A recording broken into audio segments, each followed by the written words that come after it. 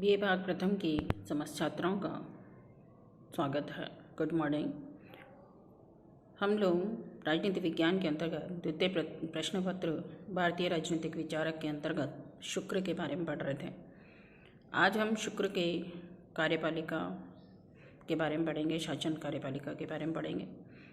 तो हम सबसे पहले देखते हैं कि कार्यपालिका के अंतर्गत जो पहला भाग होता है वह है मंत्रिपरिषद। मंत्रिपरिषद क्या है? मंत्रिपरिषद के जो सदस्य हैं उनके सहायक, राज्य के जो प्रमुख सहायक होते हैं उन्हें ही मंत्रिपरिषद कहते हैं, और जो सदस्य होते हैं उनको प्रकृति कहते हैं या अथवा मंत्री कहते हैं। तो इस प्रकार मंत्रिपरिषद क्या है? जो राज्य की सहायता करते हैं, राज्य के प्रमुख सहायक होते हैं, और उनको हम प्रकृति यानी एक शुक्र ने उसको प्रकृति नाम दिया है। अब मंत्रियों की संख्या कितनी होनी चाहिए? मंत्रिपरिषद है, मंत्रियों की संख्या होनी चाहिए 10, और इनका वरीयता क्रम क्या होना चाहिए? वे सबसे पहले कौन होना चाहिए? इसमें आएगा पहला पुरोधा या पुरोहित, दूसरा प्रतिनिधि, तीसरा प्रधान, चौथा सचिव, पांचवा मंत्री, छठा प्राण विभाग, सातवां पंडित, आठवां सुमंत्र, नौवां अमात्य और 10 दूत। तो इस प्रकार इनका एक वरीयता क्रम है। सबसे ऊपर पुरोधा है या पुरोहित है, और सबसे लास्ट में जो है वो दूत है। अब इनका काम क्या होता है? तो सबसे पहला जो है जो पुरोधा या पुरोहित, इसका काम होता है यज्ञादि धार्मिक कृत्य करना, सामाजिक मूल्यों को स्थापित करना, नैतिक मूल्यों से संबंधित निर्णय लेना। तो ये मंत्री जो है वो क्या काम करता है? यज्ञादि धार्मिक कृत्य, सामाजिक मूल्य, नैतिक मूल्य, इनके बारे में डिसीजन लेता है। फिर दूसरे जो नंबर पर आता है वो है प्रतिनिधि। प्रतिनिधि क्या होता है? ये राजा का सहायक होता है, ये राजा की अनुपस्थिति में कार्य करता है। फिर आता है प्रधान तीसरे नंबर पे। मंत्रिपरिषद के सभी सदस्यों पर ये दृष्टि रखता है और ये कार्यों में समन्वय भी स्थापित करता है। फिर आता है नेक्स्ट सचिव। सचिव युद्ध मंत्री होता है, जो युद्ध की घोषणा, युद्ध में क्या किस सामान की आवश्यकता है या युद्ध में कितनी सेना की आवश्यकता है, सेनाध्यक्षों को नियुक्त करना, ये तो सब किसका काम है? सचिव का। फिर आता है मंत्री। मंत्री होता है जो परराष्ट्र मंत्री होता है, परराष्ट्र दूसरे देशों के साथ जो संबंध स्थापित करने हैं उसकी नीति निर्धारित करना। फिर आता है प्राण विभाग। प्राण विभाग का मतलब होता है न्याय मंत्री। और पंडित, नेक्स्ट पंडित है जो विधि मंत्री कहलाता है, कानून बनाना, कानून सही परंपराओं, सदाचार, धर्म के आधार पे, शास्त्रों के आधार पे होना चाहिए। फिर आता है सुमंत्र। सुमंत्र होता है जो वित्त मंत्री होता है, क्योंकि बजट देखना, कोष का निर्धारण करना, ये सब कौन कहलाता है? सुमंत्र करता है। फिर आता है अमात्य। अमात्य क्या होता है? माल मंत्री होता है। उन सुमंत्र का ये अनुपूरक होता है, क्योंकि सुमंत्र क्या है? वित्त मंत्री है। तो क्या कष्ट इसमें कर के द्वारा आएगा, तो ये कौन निश्चित करेगा? अमात्य करेगा, माल मंत्री है। तो इस प्रकार भूमि, कृषि, जंगल, खानों, इनमें जितने भी जो लगाना है, कितना कर लगाना है, कितना उत्पादन हो रहा है, तो ये सब डिसीजन कौन लेगा? अमात्य लेता है। फिर आता है दूत। दूत एक प्रकार से राजनयिक मंत्री होता है।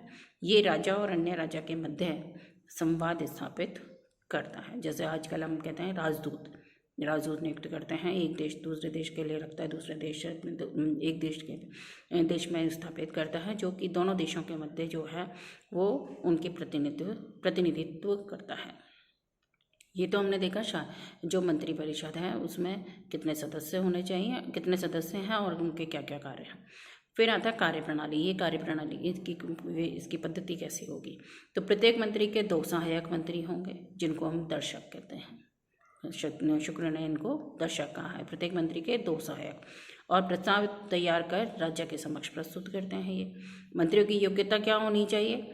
सामान्य और विशिष्ट योग्यताएं होनी चाहिए। सामान्य क्या है? वो शूर होना चाहिए, राजभक्त होना चाहिए, मधुरभाषी होना चाहिए, आत्मसंयमी होना चाहिए, धर्मपरायण, हितकारी कार्य करने वाला होना चाहिए, शील व गुण में श्रेष्ठ होना चाहिए।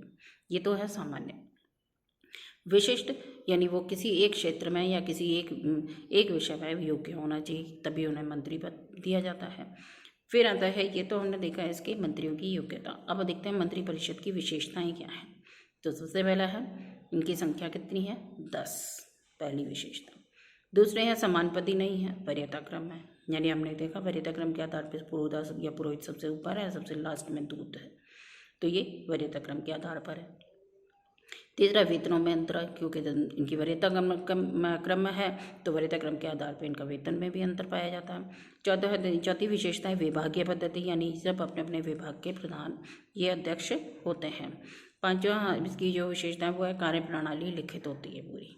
अभी तक हम मनु और कौटिल्य के बारे में पढ़ते हैं तो वहाँ लिखित नहीं है, लेकिन शुक्र ने इसको लिखित माना है कि कार्य प्रणाली कैसी होनी चाहिए लिखित, क्योंकि प्रस्ताव तैयार कर रहा है, जैसे हमने कहा प्रस्ताव तैयार करके और राज्य के समक्ष प्रस्तुत करता है मंत्री, तो इसलिए लिखित हो गया। फिर विशेषता है सामान्य और विशिष्ट योग्यता, जो हमने पढ़ लिया। ये तो हमने देखा कार्य प्रणाली। अब हम देखते हैं इसके जो मुख्य प्रशासन के जो सदस्य होते हैं वो हैं राज कर्मचारी। राज कर्मचारी कौन है? पहली बात आती है राज कार्य के सफल संचालन के लिए राज कर्मचारियों की नियुक्ति अति आवश्यक होती है, जो राजकोष से वेतन प्राप्त करते हैं वे क्या राज कर्मचारी कहलाते हैं। जैसे आजकल हम कहते हैं ना गवर्नमेंट एम्प्लॉय है या सरकारी कर्मचारी है तो उसको कहाँ से वेतन मिलता है? कोष से मिलता है। तो यहाँ पर भी जो शुक्र ने ये बात रखी थी। दूसरी बात है नियुक्ति जो है योग्यता के आधार पर होनी चाहिए, कार्यों के अनुसार उनमें अनेक वर्ग होने चाहिए, राज कर्मचारियों की सेवा के अनेकानेक नियम होने चाहिए, और दूसरा राज कर्मचारियों की आचार संहिता भी होनी चाहिए। तो कर्मचारियों को हीन प्रकृति के राज्य की सेवा नौकरी नहीं करनी चाहिए। यदि राजा अधम है, नीच है, या तो उसकी नौकरी नहीं करनी चाहिए, सेवा नहीं करनी चाहिए। तो ये तो हमने देखे राज कर्मचारी जो कि हर प्रशासन में होने चाहिए। फिर आती है प्रादेशिक प्रशासन। प्रादेशिक प्रशासन यानी स्थानीय प्रशासन प्रशासनिक व्यवस्था को केंद्रीकृत, व्यवस्थित और संगठित है। केंद्रीय इसको 3 भागों में बांटा है, केंद्रीय, प्रांतीय और स्थानीय। तो किस प्रकार से? सबसे पहले राजा अपनी सहायता के लिए युवराज को देते हैं। युवराज 9 प्रकृतियाँ होती हैं, यानी मंत्री होते हैं, और विभागों के सब प्रमुख होते हैं, सचिव या अधिप होते हैं, और ये पूरा शासन कार्य कैसा होगा? लिखित होगा। और इस प्रकार ये तो हो गया केंद्रीय प्रशासन, जिसमें राजा, युवराज, 9 प्रकृतियाँ यानी मंत्री होंगे, विभागों के प्रमुख, सचिव या अधिप होंगे। तो ये सारा शासन कार्य कैसा होगा? लिखित होगा। फिर है प्रांतीय प्रशासन। प्रांतीय प्रशासन राज्य के प्रदेश को प्रांत का दर्जा दिया गया है। राजा, युवराज और मंत्री परिषद की मदद से शासन किया जाता है प्रांतों में। राजा इन प्रांतों में सामंत की नियुक्ति करता है, जिसके द्वारा वो वहाँ पर प्रशासन किया जा सकता है, सामंत की नियुक्ति करता है। फिर आता है स्थानीय प्रशासन। स्थानीय प्रशासन क्या है? नगर और ग्राम 2 भागों में बांटा गया। नगर और ग्राम के 6 अधिकारी होते हैं। 6 अधिकार कौन से होते हैं? अधिकारी होते हैं, पहला है सहसाधिपति, दूसरा ग्राम नेता, तीसरा भागहार, फिर चौथा लेखक, 5वां शुल्क ग्राहक और 6ठा प्रतिहारी। तो ये 6 अधिकारी होते हैं जिनसे नगर और ग्राम के उनका शासन किया जाता है। तो ग्रामीण प्रशासन की इकाइयाँ होती हैं, जैसे सबसे छोटी इकाई होती है ग्राम, तो वहाँ पर कौन होगा? ग्रामप होगा। फिर 10 गांव का है, 10 गांव की एक इकाई होगी जिसको नायक कहा जाता है। फिर 100 गांव के होते तो उसको हम कहते हैं सामंत रहेगा, उनकी निगरानी रखेगा। 1000 गांव पे सहस्त्र ग्रामक होगा, और 10,000 जो ग्राम होंगे तो उसमें आशापाल या स्वैराट होगा। तो इस प्रकार उसने ये प्रशासन जो है बहुत वैज्ञानिक पद्धति से इसने बताया है, जिसको कि आज भी हम देखते हैं तो व्यावहारिक रूप से इसको पाया जाता है। तो ये सैद्धांतिक ही नहीं है वरन व्यावहारिक भी है।